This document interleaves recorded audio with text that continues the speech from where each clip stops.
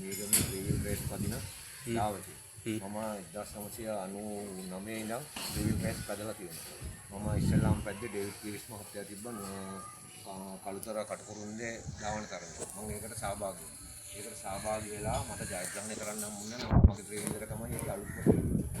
ඊට පස්සේ මම නවතින්නේ නැතුව මම දිගටම ධාවනය තරඟ වලට සහභාගී වුණා. මම මේ තරඟ මම මේක පෙන්වන්න හේතුව තමයි මම ඒ කාලේ ඉඳන් ත්‍රිවිල් රේස් පැදලා මම ජයග්‍රහණය කරපු සෑහෙන දේවල් තියෙනවා මෙතන. ඉතින් මම ජයග්‍රහණය කළා මට මේ සති දෙකක් ඇතුළත වගේ මම මේ තරඟ දෙකකට සහභාගී වෙන්න ගියා. එකක් තිබුණා කල්පිටියේ. එකක් තිබුණා පුත්තලම.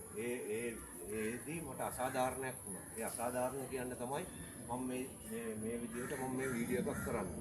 මේ තියෙන්නේ මගේ තරඟ ජයග්‍රහණය කරපු ඒවා තමයි. මේ තියෙන්නේ මගේ තරඟ ජයග්‍රහණය කරපු තරඟවල කප් සහතික ඔක්කොම තියෙනවා. එතකොට මාගාව තියෙනවා මේ තව සහතික තියෙනවා මම නුවරඑළියේ මේ තියෙන්නේ ඔක්කොම මම ගත්ත සහතික ත්‍රිවිල් වලට ත්‍රිවිල් රේස් පදින්න ගත්ත සහතික තමයි තියෙන්නේ. ඒක තියෙනවා මේ ඔක්කොම නීති අනුකූල හොඳ ක්ලබ් වලින් කරපු හොඳ රේස් ධාවන තරඟ කරපු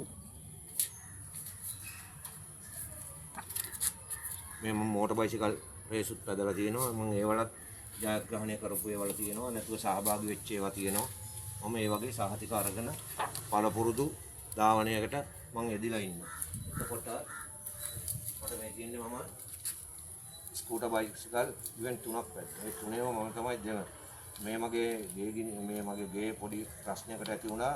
ඒකදී මේ පිච්චිච්ච ඒවල මේ සහතික තමයි තියෙන්නේ. මේ තියෙන්නේ මගේ නම් ඔක්කොම තියෙනවා. මේ තියෙන්නේ මගේ නම්. ළඟට මේ තියෙන්නේ මේ මගේ නම් මේ මම ගත්ත සහතික කප් සහතික ඔක්කොම. ඉතින් අපි තරගයකට සහභාගී වෙන්න යද්දි මේ වගේ අපිට ඇප්ලිකේෂන් එකක් දෙනවා. ඒ ඇප්ලිකේෂන් එක අපි පුරවන්න ඕන. පුරවලා ඒගොල්ලන්ට දුන්නම තමයි ඒගොල්ලෝ අපිව සෙලක්ට් කරගන්නේ. ආරයිට් ඔයාලා තරගයට සහභාගී වෙන්න පුළුවන් සුදුසුයි කියලා. ඊට පස්සේ මොකද කරන්නේ? මම දැන් තරගයට සහභාගී වෙන්න යනවා.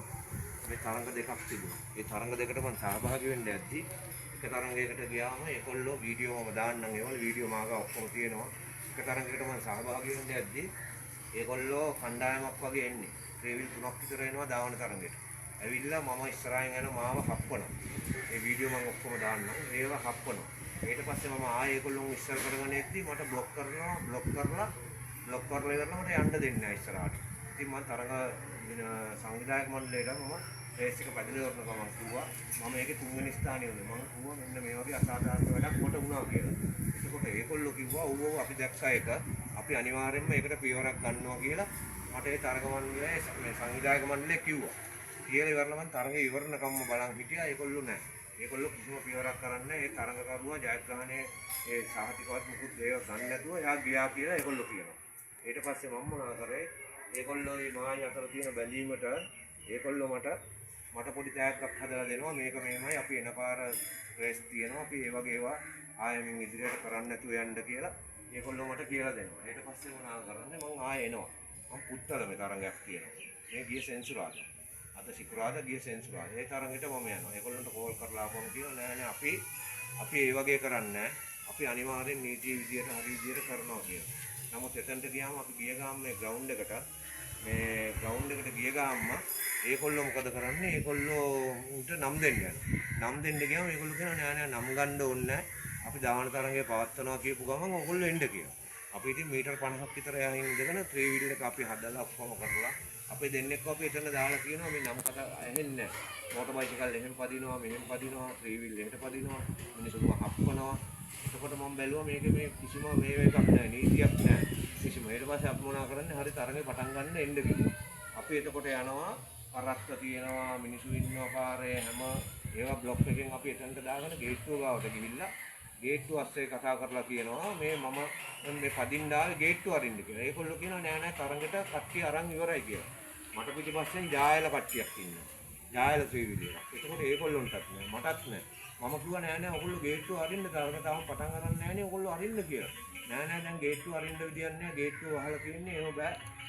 එතකොට අපි කිව්වා එහෙමනම් මම ත්‍රිවිල් දෙකක් පදින්න ගෙනාලා තියෙනවා. මම පෝස්ට් ඔෆ් ඉවෙන්ට් එක පදින්නෙත් නෑ. මට මේ ටූරිස්ට් ඔෆ් වගේ මේ ත්‍රිවිල් එක මේ ත්‍රිවිල් එක මට පදින්න දෙන්නේ නැත්තම් මගේ මේ වාහනේ පදින්නෙත් නැහැ. මම ලක්ෂ ගණන් වියදම් කරගෙන ගිහිල්ලා. දිනුව පෙරදුම ප්‍රශ්නයක් නෙමෙයි තියෙන්නේ. අපේ ඒගොල්ලෝගේ මුදලත් නෙමෙයි තියෙන ප්‍රශ්නේ. ඒ වුණාට අපිට තරඟයට සහභාගී වෙන්න දෙන්න එපා. ඒවා නීති අනුකූල තරඟ නෙමෙයි. කිසිම නැහැ. ටීවී එක නම්බරයක් නැහැ. මේ අපි රේස් පදපි වල තියෙන මේ නම්බරයක් දෙනවා ඒගොල්ලෝ. මේ කිසි මේ විදිහට අපිට අංකයක් දෙනවා. අපි නම් රෙජිස්ටර් කරගන්න ඕනේ. මේ තියෙන්නේ මේ මං කොළඹ නයිට් රේස් එක පැදුවේ. මේ අංක 15ම. මේ පන්නල පැදුවේ. මේ 219. ඒ වගේ අපිට දෙනවා තරඟ වලදී ඒ කිසිම දෙයක් නැහැ ඒගොල්ලෝ. මම කියන්නේ මේවා නීති අනුකූල රේස් නෙමෙයි. නීති අනුකූල මේ වගේ ඒවා කරන්න දෙන්න කිසිම පොලිසිය මහත්යෙක්වත් අපි ආරක්ෂා කරන පොලිසියවත් කිසිම නිලධාරි මහත්යෙක්වත් නැහැ ඒතන. අපි ඒගොල්ලන්ට කියන්නේ කියලා. අපි එනවාට අපි මොනා කරන්නේ අපි ඊට පස්සේ ඒගොල්ලෝ එක්ක සම්ඩු කරන්න ගියේ අපි ඊට පස්සේ අපි ආවා. මම ඒ හින්දා මේ වීඩියෝ එකක් කරන් කියන්නේ මේවා බලගත්තු මහත්තුරු ඉන්නවනේ. මේ වගේ තරඟ සහභාගී වෙන්න මින් ඉදිරියට තියන්න කිසිම කෙනෙකුට අවසරයක් දෙන්න එපා. මෝටර් ක්‍රොස් බයිසිකල් පැද්දා ඒක. ත්‍රිවිල් පැද්දා. එතකොට මේ කරත්ත තිබුණා. ඒගොල්ලෝගේ ගමට වොන් නම් ඒගොල්ලෝගේ ගමේ විතරක් කට්ටියට ධාවනය කරන්න දෙන්න. මේක මේ අපි මෙහි ඉඳන් මීගොමේ ඉඳන් උත්තලමට කල්පිටියට මෙහෙට ගිහිල්ලා ඒ වගේ ධාවන තරඟ මං කියන්නේ මේ ඉදිරියට මේ වගේ තරඟ ඒගොල්ලන්ට පවත්වන්න අවසර දෙන්නේ කොහෙන්ද දුන්නේ කවුද මේක මෝටර තමයකින් ඒවා අනුමත ගන්න බෑ. ශ්‍රී ලංකාවේ තියෙන රේසින් ක්ලබ් තියෙනවා. ඒ වලින් කරන්න මේ තියෙන්නේ මගේ ජයග්‍රහණය කරපු මේ ඔරිජිනල් මේ ජයග්‍රහණය කරපු මේ ඒවා තමයි තියෙන්නේ. ඒගොල්ලෝ ඇවිල්ලා මෝටර රථ දෙපාර්තමේන්තුවේ ලංකාවේ ශ්‍රී ලංකාවේ ඔක්කොම රෙජිස්ටර් වෙච්ච හොඳ මේවා. මේ තියෙන්නේ මගේ නුවරඑළිය. මේක මගේ ඉතුරු කෑලි ටික නෑ. මේ තියෙන්නේ මම නුවරඑළිය පැදපු ඒවා. ඒ වගේ සහතික තියෙනවා. ඉතින් මම කියන්නේ මින් ඉදිරියට මේ වගේ කාටත් මේ වගේ මම ඩේවිඩ් පීරිස් මහත්තයාට කියන්නේ මේ වගේ තරඟ අවුරුදු 2-3කට සැරයක් හරි කියන්නේ. එහෙම නැතුව වෙන කාටත් මේවා දෙන්න එපා කියන එකයි මගේ ප්‍රකාශය. ස්තුතියි.